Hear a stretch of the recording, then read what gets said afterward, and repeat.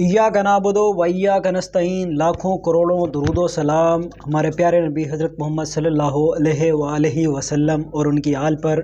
जी हाँ, आज का जो टॉपिक है वो बहुत ही ज़्यादा इम्पोर्टेंट है, जिसमें शब्बर ज़ैदी साहब ने दो बड़े ही इम्पोर्टेंट इंटरव्यूज़ दिए हैं जिन्होंने उन्होंने बड़ी बड़ी बातों का इंकशाफ किया है। मैं उन बातों को वो सारी डिटेल में मैं आपको बताऊंगा, समझाऊंगा कि किन किन चीज़ों के ऊपर उन्होंने बात की है और क्या क्या बात की है। तो आप अगर मेरे इस चैनल पे न्यू हैं तो इसको सब्सक्राइब कर लें, बेल आइकन ज़रूर दबाइएगा ताकि आने वाली वीडियोस आप तक पहुंच सकें। सबसे पहले शब्बर ज़ैदी साहब से बात की गई, क्योंकि शब्बर ज़ैदी साहब जो है ना जी, साबिक चेयरमैन FBI है। वो इमरान खान ने उनको लगाया था एज अ चेयरमैन FBI, और इमरान खान ने इनके हाथों बड़े बड़े कारनामे सरअंजाम कराए हैं। इन्होंने टैक्स जो नेट है उसको बड़ा इंक्रीज़ किया है FBI ने during the government of Imran Khan. तो उस पर उन्होंने काफ़ी सारी बातें की हैं शब्बर ज़ैदी साहब ने। तो मैं उन सारी बातों को ज़रा मैं डिटेल में आपसे डिस्कस करूँगा और आपको बताऊँगा कि किन किन बातों के ऊपर उन्होंने बात की। अच्छा, सबसे पहले उनसे एक सवाल किया गया कि यार आप मुझे ये बताएं, जो उनसे सवाल किया गया शब्बर ज़ैदी साहब से, कि आप मुझे ये बताएं कि आप इस गवर्नमेंट का टेन्योर कितना देख रहे हैं।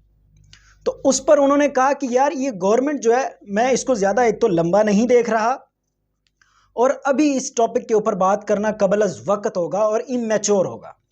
इस टॉपिक पर बात करना अभी बिल्कुल मुनासिब नहीं है, इमेच्योरिटी है। मैच्योर तब होगा, आप मेरे से एक बार दोबारा सवाल कीजिएगा नवंबर 2024। अब सवाल यह है कि नवंबर 2024 में क्या होने जा रहा है, उसके ऊपर भी उन्होंने बात की। तो सबसे पहले नवंबर 24 में क्या होगा।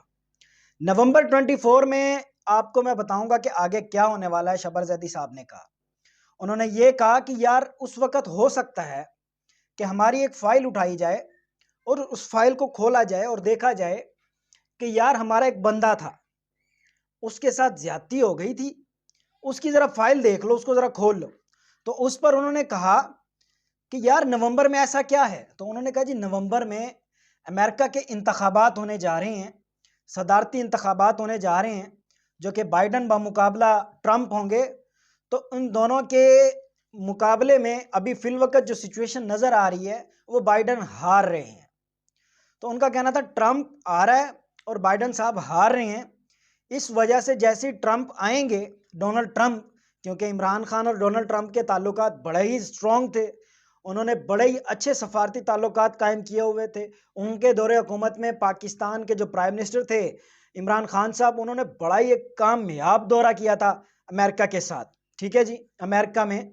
और उन्होंने वाइट हाउस में भी एक दिन गुजारा था, बड़ा ही बहुत ही। उसके बाद जब इमरान खान वापस आया तो ऐसे लगता था जैसे इमरान खान किसी ऐसे मुल्क में, जैसे पाकिस्तान अपने पड़ोसी मुल्क में गया हो, जैसे पाकिस्तान किसी अपने भाई यानी दोस्त मुल्क के पास गया हो, और पहली दफ़ा इतनी रेप्यूट, इतनी इज्जत पाकिस्तान की बनी थी। तो उस पर उन्होंने सवाल किया कि यार उनके प्रेसिडेंट बनने से क्या हो जाएगा। उन्होंने कहा जी यार, उन्होंने जब प्रेसिडेंट बनना है, डोनाल्ड ट्रंप जब आएंगे, उन्होंने वो फाइल निकालनी है, उन्होंने एक दफ़ा ज़रूर वो फाइल निकालनी है। उन्होंने कहना यार हमारा एक बंदा था जिसके साथ ज्यादती हो गई थी, उसको ज़रा देखो, उसको ज़रा चेक करो, उसको खोलो और उस पर दोबारा ज़रा एक दफ़ा इलेक्शन कराओ, उसमें दूध का दूध और पानी का पानी हो जाएगा। जिस पे उन्होंने एक और सवाल किया कि यार क्या आप ये समझते हैं कि इस तरह की सारी हदायत अमेरिका से आती हैं पाकिस्तान में। तो उस पर उन्होंने कहा इस तरह की हिदायत वहाँ से ही आती हैं, आप क्या बात कर रहे हो। इस तरह की हिदायत भी वहाँ से आती हैं, पैसे भी वहाँ से आते हैं, सब कुछ वहाँ से आते हैं, तुम्हारे पास है ही क्या। उनका कहना था पाकिस्तान के पास है ही क्या, सब कुछ वहाँ से आते हैं। अगर मैं बात करता चलूँ, अयूब खान भी वहाँ से आए बकौल शब्बर ज़ैदी साहब, और अयूब खान के साथ सिकंदर मिर्ज़ा साहब भी वहाँ से आए, मोहम्मद अली मुगरा साहब, गुलाम मोहम्मद साहब, ये सब वहाँ से आए थे, जो आए पाकिस्तान में और हुक्मरानी करके चले गए। इसके साथ उन्होंने कहा जी आप क्या देखते हैं, इमरान खान साहब वापस आ सकते हैं। उनका कहना था देखो, वापस का मैं नहीं कह सकता, पर इमरान खान साहब की फाइल ज़रूर खुलेगी। तो आप लोग ये अपने माइंड में रख लें कि ये जो गवर्नमेंट ऑफ पाकिस्तान अभी बनी है, जिसमें प्राइम मिनिस्टर जनाब शहबाज शरीफ साहब हैं, वो नवंबर तक तो हैं, ज़्यादा दूर तक नहीं है। नवंबर के बाद हो सकता है हालात चेंज हो जाएं और कुछ चीज़ें फेवर में आना शुरू हो जाएं। उसके बाद उन्होंने इकॉनमी के ऊपर कुछ बातें की। इकॉनमी के रिलेटेड उनसे बात की गई कि यार ऐसा कौन सा काम किया जाए कि पाकिस्तान के अंदर मुआशी इस्तेहकाम आ जाए। तो उस पर शब्बर जैदी साहब ने कहा कि यार अगर मैं होता तो 5,000 का नोट बंद कर देता। उन्होंने कहा 5,000 के नोट को बंद करने से क्या होगा? उन्होंने कहा 5,000 के नोट को बंद करने से यह होगा कि जितने लोगों के लॉकअप में पैसे पड़े हुए हैं, जितने लोगों के पास पैसा स्टॉक पड़ा हुआ है, वो सारा 5,000 वाला नोट है। वो सारा जब वो एक दफ़ा टैक्स रिटर्न हो जाएगा, जब वो एक दफ़ा बैंकिंग में आ जाएगा, तो उससे दो बड़े फायदे होंगे। उससे उन्होंने कहा कि दो बहुत बड़े फायदे होंगे और उनका उनका ये कहना था कि 5,000 का अगर नोट ख़त्म कर दिया जाता है, तो एक तो इकॉनमी की रेपुटेशन बड़ी हो जाएगी, इकॉनमी की रेप्यूट बढ़ जाएगी, इकॉनमी स्टैंड कर जाएगी। पाकिस्तान के जो सर्कल है, जो माशी सर्कल है, उसमें वो पैसा रजिस्टर्ड हो जाएगा जी, ये पैसा आ गया हुआ है बैंक में। अब ये जब सर्कुलेट करेगा, एक तो पाकिस्तान की डॉलर की मद में थोड़ी रेपुटेशन भी बढ़ जाएगी, पाकिस्तान की करेंसी की वैल्यू भी बढ़ जाएगी। दूसरी, पूरे पाकिस्तान में दो नंबरी ख़त्म हो जाएगी। देखो, जो भी दो नंबरी करता है ना, वो 500,000 वाले नोट से नहीं कर सकता, उसकी क्वांटिटी बढ़ जाती है। 5,000 का नोट जो है ना, उस पर दो नंबरी करना बड़ा आसान हो जाता है और वो ईजी हो जाता है। तो उन्होंने कहा अच्छा ठीक है, आपने जो बात की सही है। उस पर उन्होंने कहा कि आप मुझे एक और बात बताएं कि और कौन सा ऐसा काम करना चाहिए जिस पर पाकिस्तान ग्रूम कर सकता है, इकॉनमी खड़ी कर सकता है। उन्होंने कहा जी, प्रॉपर्टी जो है ओवरऑल द पाकिस्तान। अब प्रॉपर्टी के ऊपर मैं एक बात करता चलूं। देखो, पंजाब जो है ना, पंजाब की टोटल ज़मीन माशाल्लाह से ज़रखेज़ है। इसी तरह सिंध में भी कुछ ज़मीन ज़रखेज़ है। लिहाजा पंजाब में बड़ी बड़ी सोसाइटीज़ की ज़रूरत नहीं है। सो पंजाब में इन चीज़ों की कोई ज़रूरत नहीं है। हमारी गवर्नमेंट्स को सोचना चाहिए, जो मेरे ख्याल में हर सिटीज़ में कोई और नहीं तो 200-300 सोसाइटीज़ कटी पड़ी हैं हर जगह, और लोग पहले ही घरों में रह रहे हैं। जहाँ पे आप देखें कि आपको घरों की ज़्यादा नीड है, जैसे अमेरिका करता है, न्यू होम सेल्स के ऊपर उनकी लिस्ट जारी होती है, ओल्ड ओल्ड होम सेल्स के ऊपर भी लिस्ट जारी होती है। गवर्नमेंट उनकी अलाउ करती है जी, ठीक है, आप इतने नए घर बना सकते हैं। तो इसी तरह पाकिस्तान में भी होना चाहिए, और ये हॉरिजेंटल नहीं होना चाहिए, वर्टिकल होना चाहिए। पंजाब के अंदर और लैंड नहीं पड़ी। जहाँ मैं बात करूंगा बड़ी बड़ी सोसाइटीज़ की, बैरियर टाउन की, डीएचए की, इन्होंने ज़रखेज़ ज़मीनें कंट्रोल की हैं, जिस ज़रखेज़ ज़मीनों के पे इनके सोसाइटीज़ बनी हुई हैं। ज़रखेज़ ज़मीन कम होती जा रही है पंजाब में। कल को फूड कम हो सकती है पंजाब में। आने वाले दिनों में पंजाब को खुराक की किल्लत पड़ेगी, और फिर पंजाब पता नहीं कहाँ से पूरी करेगा, बाहर से मंगाना पड़ेगी। तो हमें इस चीज़ पे टाइम से पहले काबू पा लेना चाहिए। उस पर उन्होंने कहा कि जी, मुसलमानों की जो सोच है ना, वो बड़ी ही डिफरेंट है। उनका कहना था कि मुसलमान की सोच है कि कोई चीज़ डॉक्यूमेंट नहीं करो, बस जो भी करना है करते जाओ, डॉक्यूमेंट नहीं करो। वो ये समझते हैं कि हमारे पास कोई निज़ाम नहीं है। इस्लाम जो कि बेसिकली है, उनका कहना है कि इस्लाम कहता है चीज़ें डॉक्यूमेंट ना करो, बट रियासत कहती है चीज़ें डॉक्यूमेंट करो। अगर हम इस्लाम को देखें तो पाकिस्तान में वो मोटिव लेके ही नहीं आए गए। पाकिस्तान उस सेटअप पे अभी चला ही नहीं है। पाकिस्तान ने इस्लाम वाले मोटिव को अपनाया ही नहीं है अभी तक। रियासत मदीना के उस पर चला ही नहीं है पाकिस्तान। तो कैसे इन चीज़ों के ऊपर फोकस किया जाए। उस पर एक और बात उन्होंने की कि उनका कहना था कि आप अगर इस्लाम की बात करते हैं तो एक तरफ आप देखें, जो प्राइम मिनिस्टर हाउस है, जो गवर्नर हाउस है, वो 5-5 हज़ार गज़ के, 50-50 हज़ार गज़ के, और दूसरी तरफ यार हमारे प्यारे नबी हज़रत मोहम्मद सल्लल्लाहु अलैहि वसल्लम, उनके घर में घरों में बिस्तर तक नहीं होता था यार। अब कौन से इस्लाम की बात कर रहे हैं। और उनका ये कहना है कि आपके प्राइम मिनिस्टर गवर्नर के हाउस 5-5 हज़ार गज़ के हैं और आपके गरीब के पास खाने को पैसा नहीं है। आप इस्लाम की बात कर रहे हैं, आप इस्लाम के मोटिव पे चल रहे हैं। अगर इस्लाम के मोटिव पे चलना था तो मैं अगर एक बात कोट करता चला जाऊं, हजरत उमर रज़ियल्लाहु ताला अन्हु जो थे, उनके पास दूसरा कुर्ता नहीं था। वो हालांकि खलीफा थे और वो एक दिन जुम्मे पे लेट हो गए थे, क्योंकि उनका एक ही कुर्ता था, वही उन्होंने धुलवाया और वही दोबारा पहना और वही उसी से जुम्मा पढ़ने आए। सो आप ये सोचें कि इस्लाम ये है, इस्लाम में जो हुक्मरान है और जो गरीब बंदा है वो दोनों बराबर हैं। जिस पर एक दफ़ा हज़रत उमर मजदूरी करने चले गए खलीफा बनने के बाद, तो हज़रत उमर ने कहा कि मैं खलीफा तो हूँ, पर मुझे घर चलाने के लिए रोज़गार तो पड़ेगा ना।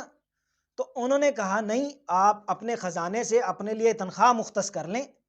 और उन्होंने कहा अगर मेरा उस तनख्वाह में गुजारा ना हुआ तो मैं मजदूर, जो आम मजदूर है, उसकी तनख्वाह भी उतनी कर दूंगा। तो आज अगर हमारे प्राइम मिनिस्टर का 5 लाख में गुजारा नहीं होता, तो भाई हमारे जो मजदूर हैं, जो बेचारे थक हार के 20 से 25 हज़ार कमाते हैं, उनकी भी 5 लाख होनी चाहिए। ये है इस्लामी निज़ाम, ये है इस्लामी सिस्टम जिसके ऊपर हमें काम करने की ज़रूरत है, जो कि हमें लागू करने की ज़रूरत है। उस पर उन्होंने कहा जी कि यार मज़हब जो है ना, मज़हबी रेलेवेंस को सोसाइटी से थोड़ा सा अलग कर दें प्लीज़। सोसाइटी और चीज़ है, मज़हब और चीज़ है। इन दोनों में उनका शब्बर जैदी साहब का एक बड़ा ही कमाल बात उन्होंने की कि यार काफ़ी सारे हज़ारों लोग हैं जो ये कहते हैं कि हम टैक्स क्यों दें जी, हम ज़कात देते हैं। अच्छा, मैं आपको ये बताता हूँ कि ज़कात क्या है और टैक्स क्या है। देखो, ज़कात आप अपनी कमाई को इस्लामिक वे से हलाल करते हैं ज़कात देकर। ज़कात किस पर है? यतीम, मस्कीन, गरीब, फुकरा, उनके ऊपर है। ठीक है जी। और जो टैक्स है वो रियासत है। अगर रियासत आपको बिजली दे रही है, अगर रियासत आपको रोड दे रही है, अगर रियासत आपको एक नाम दे रही है, एक आइडेंटिटी दे रही है, तो रियासत का हक है भाई टैक्स लेना। तो आप क्यों ज़कात और टैक्स दोनों को बीच में ले आते हैं? यानी आप रियासत को भी ज़कात देंगे। ज़कात रियासत पे नहीं है जायज़। इस्लाम इस चीज़ की हरगिज़ इजाज़त नहीं देता। ये काफ़ी लोगों को समझने और सोचने की ज़रूरत है। ठीक है जी। उनका एक और उन्होंने बातें की, उन पर उनसे सवाल किया गया कि यार शबर जैदी साहब, अगर आपको एब्सोल्यूट पावर दे दी जाए, अगर आपको खुल्लम खुल्ला पावर्स दे दी जाएँ, आपको पीएम बना दिया जाए, तो आप क्या करेंगे? उन्होंने कहा the on the matter of policy, सबसे पहले इमीडिएट तौर पर मैं इंडिया से दोस्ती करूंगा। इंडिया से दोस्ती यानी उन्होंने, जैसे अभी मैं एक और बात करता चलूं कि कल जो है ना pre weddings of Anant Ambani, Mukesh Ambani के बेटे, उसमें उन्होंने तकरीबन $110 मिलियन खर्च किया है। और पाकिस्तान को आईएमएफ की किस्तें इतनी मिलती हैं। $110 मिलियन खर्च करने का मकसद ये है कि उनकी वेडिंग पे मार्क जकरबर्ग भी आए, बिल गेट भी आए, बड़े बड़े आईटी सेक्टर की कंपनीज, गूगल्स के कुछ ऑफिसर्स, बड़े बड़े फिल्म स्टार्स और बहुत बड़े बड़े लोग आए, जिसमें उन्होंने एक खाली सिंगर को बुलाकर उसको तकरीबन 1 अरब कुछ पैसे दे दिए यार पाकिस्तानी। तो उसका फ़ायदा क्या होगा? उसका फ़ायदा यह होगा, बिल गेट हो, मार्क जकरबर्ग हो, इन लोगों का ट्रस्ट बिल्ड होगा इंडिया के ऊपर और बहुत बड़े लेवल की सरमायाकारी इंडिया में जाएगी। इस शादी से जो मुकेश अंबानी जो प्लान कर रहा है ना, वो बैक एंड पे ये आप जहन में रखें, वो एक बिजनेसमैन है। वो एक बिजनेसमैन है और बिजनेस मोटिव से उसने शादी को डिज़ाइन किया हुआ है। ठीक है जी। अब मैं बात करता हूँ शब्बर जैदी साहब की। उन्होंने कहा जी मैं सबसे पहले on the matter of policy की बिना पर मैं इंडिया के साथ दोस्ती करूंगा। और दूसरा सबसे बड़ा काम, उन्होंने कहा जी मैं इमीडिएट बेस के ऊपर 10 सूबे बना दूंगा पूरे पाकिस्तान में। और उन्होंने लोकल बॉडीज में एक आर्टिकल का नाम लिया है, वो नाफिज कर देंगे जी। और जो उन्होंने एक और बात की है कि ब्यूरोक्रेसी क्या है, एक पुलिस ऑफिसर रिश्वत क्यों लेता है, ब्यूरोक्रेट रिश्वत क्यों लेता है, इस पर बड़ी उन्होंने जबरदस्त गुफ्तगू की है। उस पर भी मैं आपको थोड़ा सा डिटेल में बताता हूं। उन्होंने कहा है कि यार एफबीआर का जो बंदा है वो 17वें ग्रेड का है, 18वें ग्रेड का है, उसकी सैलरी कितनी है? It would be maximum 40 to 50,000। उन्होंने कहा यार आज के मामलात में क्या वो सरकारी अफसर अपने बच्चे पाल सकता है? क्या वो नया घर बना सकता है? नहीं बना सकता। ब्यूरोक्रेसी पे बात करते हैं। सीएसएस के एग्जाम को क्लियर करने के लिए एक दफा सर से पांव तक के सारे बाल खड़े हो जाते हैं, फिर जाके इंसान सीएसएस क्लियर करने के नजदीक पहुंचता है, फिर जाके क्लियर करता है। और एट द एंड जब वो इतना सारा कुछ करता है तो वो क्या, आपको क्या लगता है कि 1,10,000 और 1,20,000 सैलरी लेने के कर रहा होता है? नहीं। अच्छा, उसके बावजूद अकॉर्डिंग टू द जो हमने सुना, 2-2 3-3 करोड़ दे के फिर उनको सीटें मिलती हैं बेचारों को। एक उन्होंने मेहनत की, सीएसएस क्लियर किया, मेरिट क्लियर किया, फिर उन्होंने रिश्वत दे के अपनी सीट हासिल की। अब जो बंदा इतना सारा कुछ करके आके बैठा है, वो 1,10,000 के लिए बैठा है। आपने तो मजबूर कर दिया अपने सिस्टम को, आपने अपने एम्प्लॉयज को मजबूर कर दिया है, ब्यूरोक्रेसी को मजबूर कर दिया है, पुलिस को मजबूर कर दिया है। पुलिस की मैं बात करूं, पुलिस का एक सब इंस्पेक्टर हो या एएसआई हो, वो जो कुछ डॉक्यूमेंट्स बॉल पॉइंट से कुछ भी लिखता है, रजिस्टर लेता है, वो सारा बेचारा अपनी सैलरी से लेता है। अब जब उसको ये सारी चीजें अपनी सैलरी से लेनी पड़ेंगी तो वो करेगा नहीं रिश्वत, वो लेगा नहीं। और फिर लोग जब पर्चा कराने जाते हैं जी, वो बात करते हैं जी इसने मेरे से इतने पैसे लिए। हमें हमारे सिस्टम को सोचना चाहिए, हमारे जो ऊपर हुक्मरान बैठे हैं ना जी, उनको देखना चाहिए। उन्होंने कहा जी उस पर क्या किया जाए, उसको कंट्रोल कैसे किया जाए। उस पर मैं आपको सिंगापुर की एक मिसाल देता हूं। सिंगापुर आज से 30 से 35 साल पहले दुनिया का सबसे फारग तरीन कंट्री था। उसमें कोई इतनी खास वो नहीं थी। वहां पे हर बंदा ड्रग लेता था, हर बंदा सिगरेट नोशी शराब ये वगैरह सब कुछ पीते थे।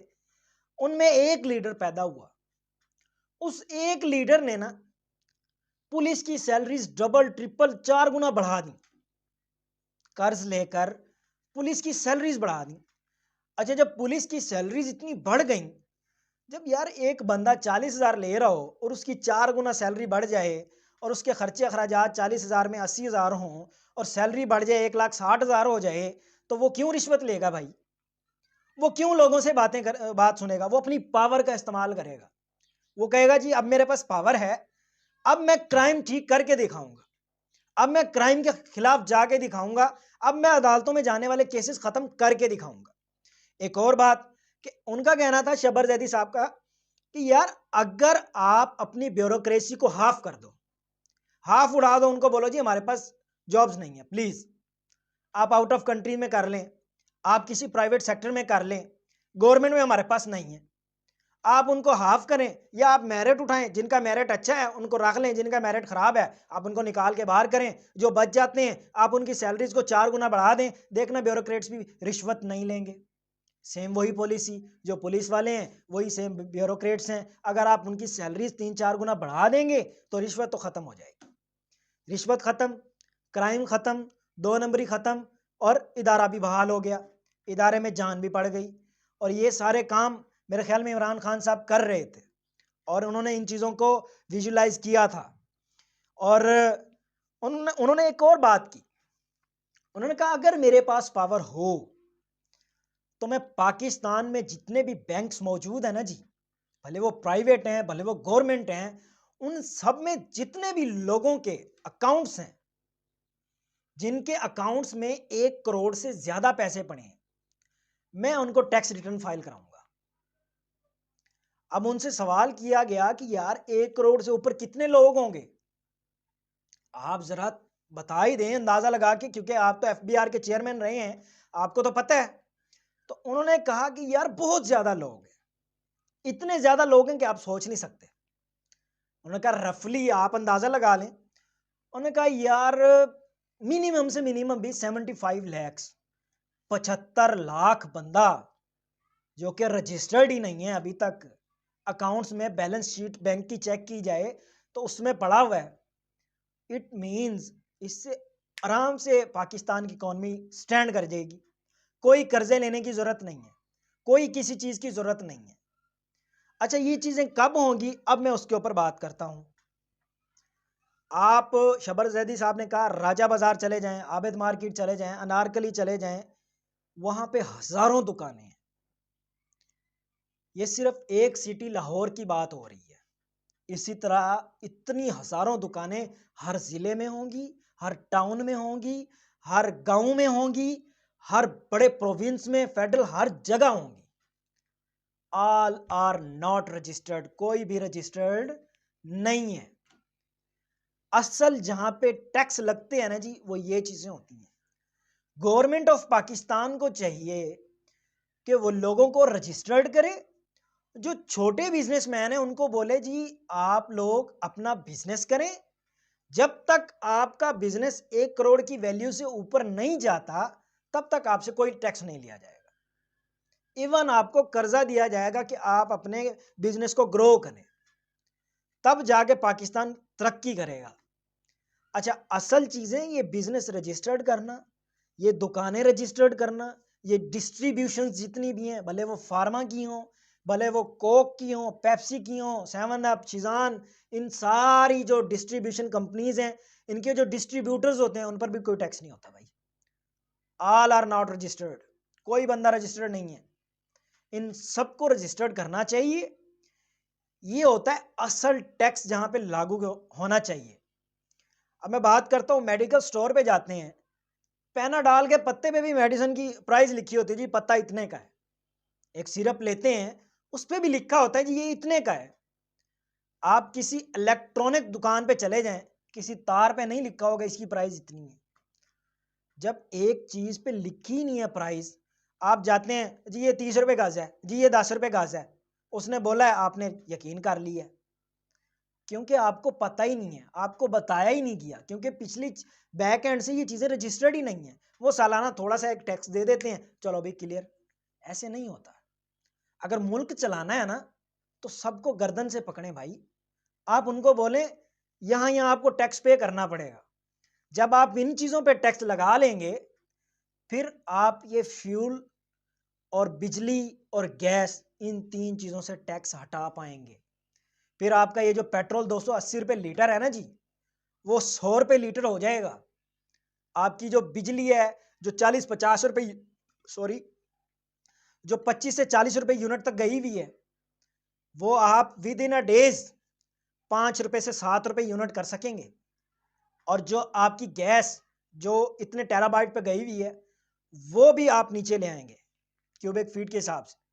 सो आप सोचें कि हमने कहाँ पे रेगुलेटरी अथॉरिटीज़ बिठानी है और उन्होंने किस चीज़ को रेगुलेट करना है, कहाँ से हमने टैक्सेस वसूल करने हैं।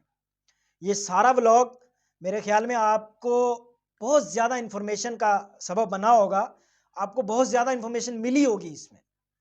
सो उम्मीद करता हूँ आप मेरे इस चैनल को भी सब्सक्राइब करेंगे और आगे अपने दोस्तों तक भी शेयर करेंगे। Thank you very much. अल्लाह हाफिज़।